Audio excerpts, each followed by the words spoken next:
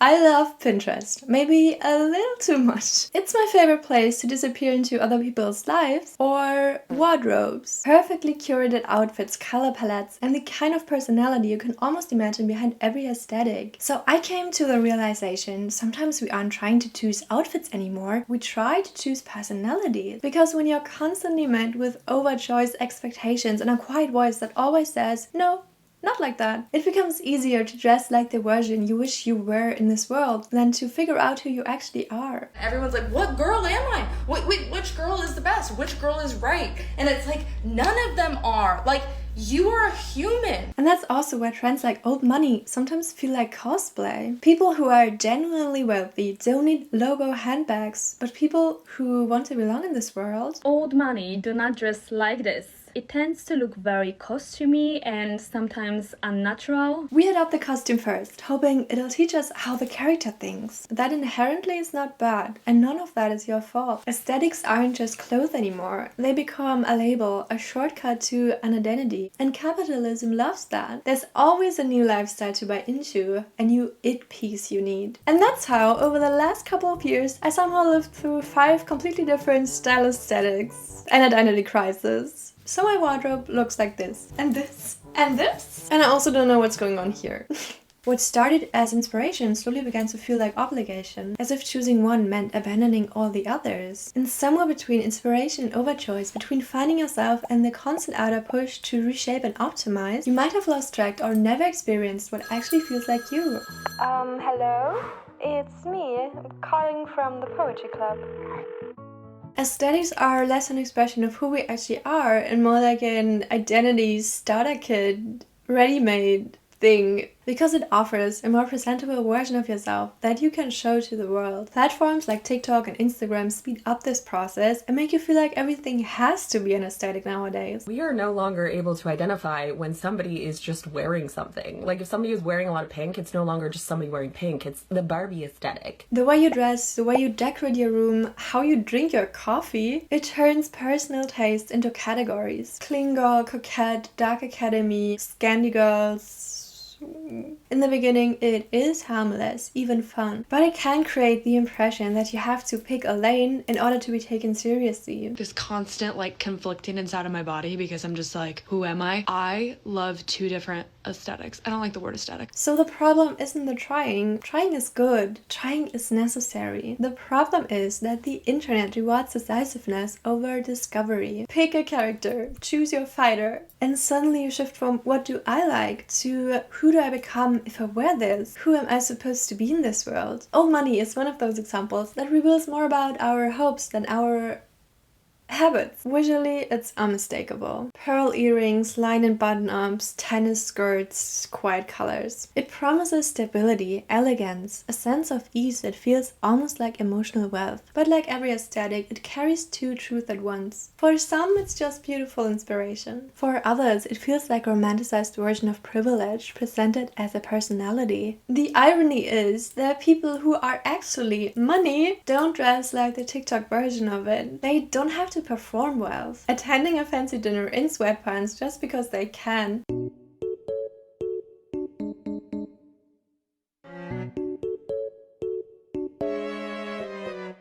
And that's on period. Old money, like other aesthetics, isn't inherently good or bad. It's a mirror. But it's also a label that offers instant belonging. They give you a way to describe yourself when your own sense of self still feels unstable, which by the way is totally normal. Boxes, aesthetics work because they simplify things, and simplicity feels safe. In moments of uncertainty, choosing an aesthetic can feel grounding. At least you know who you're supposed to be today. Aesthetics make us happy.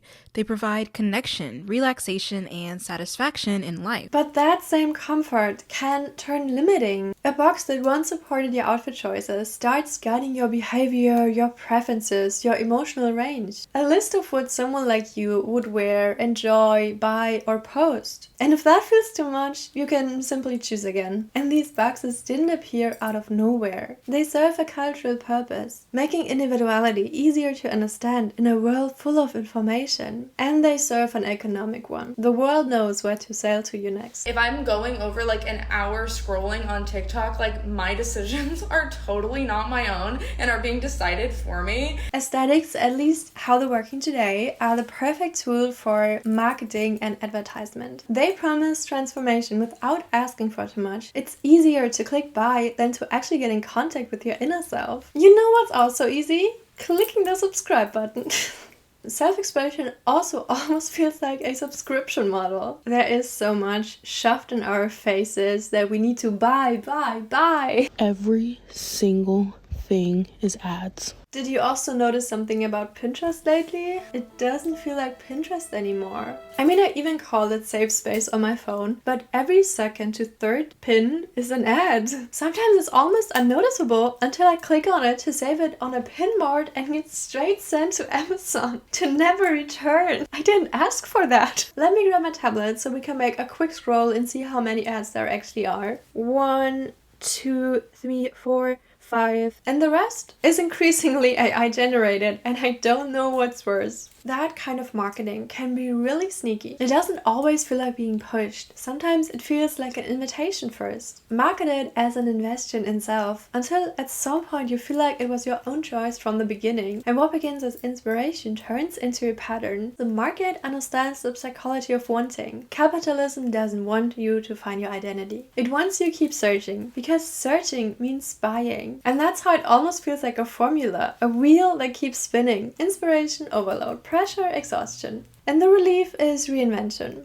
The tragedy isn't that we love beautiful things. It's that beauty has been turned into a mechanism that constantly points out what you don't have yet. The world has figured out how to monetize this part of us that wants to feel whole. Our idea of beauty is becoming increasingly related to what we see on our screens. And overconsumption doesn't just affect us personally, it affects everything around us. Most trends today are designed to move fast, which means the clothes and items behind them are produced quickly but are not meant to stay. So it produces waste and puts pressure on resources. But I don't want to blame the individuals, and it's not about ignoring a trend completely, it's about recognizing the system as a first step. Because the moment identity becomes tied to consumption, it feels like expression is a privilege instead of freedom, which is crazy because it should be the other way around. But it's not only the choosing or the buying, it's the speed at what it all happens. One summer the world was obsessed with Barbie pink, next it was Brad green. You know what's so funny about the trends moving as fast as they do these days is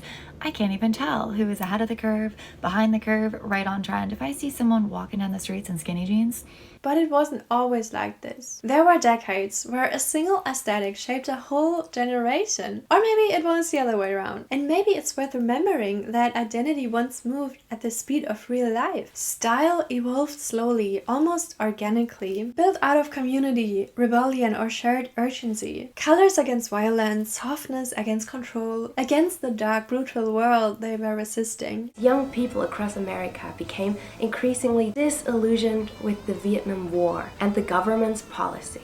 Tie-dye became a symbol of the movement, with its vibrant color and psychedelic patterns, reflecting the psychedelic experiences and artistic experimentation. The hippies didn't just choose tie-dye and long hair because they thought it looked good. Their aesthetic grew out of what they believed in. Clothing was not the point, it was the byproduct. First came the feeling and then the look. It wasn't curated, it was lived first. When emo culture emerged decades later, some of that spirit stayed alive. Music as identity, emotion as protest, fashion as a way to say, I feel more than you let me. But even emo reveals the shift we live through now. For some, it's still a worldview. For others, it's just an outfit. And remaining one of the most visually impactful aesthetics that still undergoes reinvention to this day. Today's other aesthetics aren't always political movements or cultural rebellion, but they can be interpreted or confiscated by parts of modern society, and that's a whole nother topic. The clean girl aesthetic is a perfect example of how style can have multiple interpretations at once. Dewy makeup, slick buns, yoga outfit, tidy routines, and almost serene approach to everyday life. People have pointed out that the aesthetic reflects a narrow beauty standard, thin, wealthy, privileged, and typically white. Perfect skin,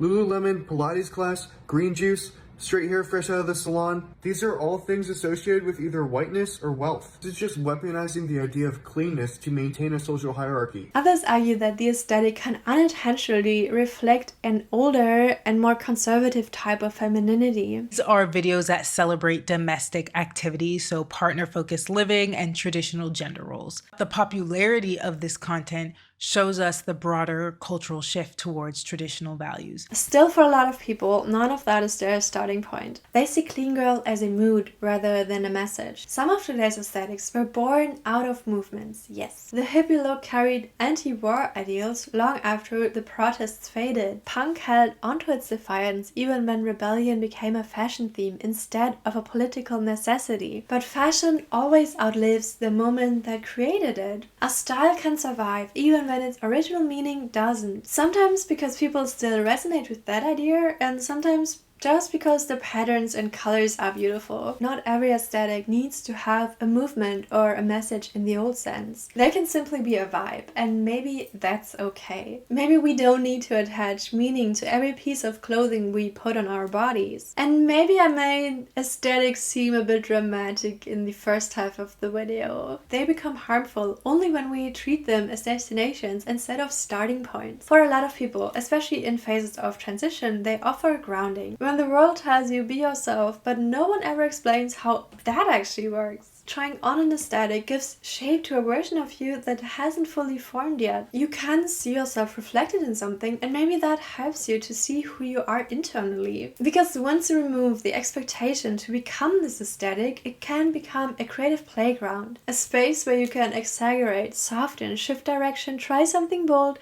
return to something simple. A space where fashion becomes expressive again, not performative, without attaching your entire identity to the experiment. Trying on an aesthetic doesn't mean committing to it. It doesn't have to be meaningful, it can simply be fun. It's not even really about what's on trend, what aesthetic are you. It's just about being creative and expressive. You put on a bow and realize you're not a coquette girl every day. You just borrow the softness sometimes. You try Dark Academy and realize you love the colors, but not the sturdy part.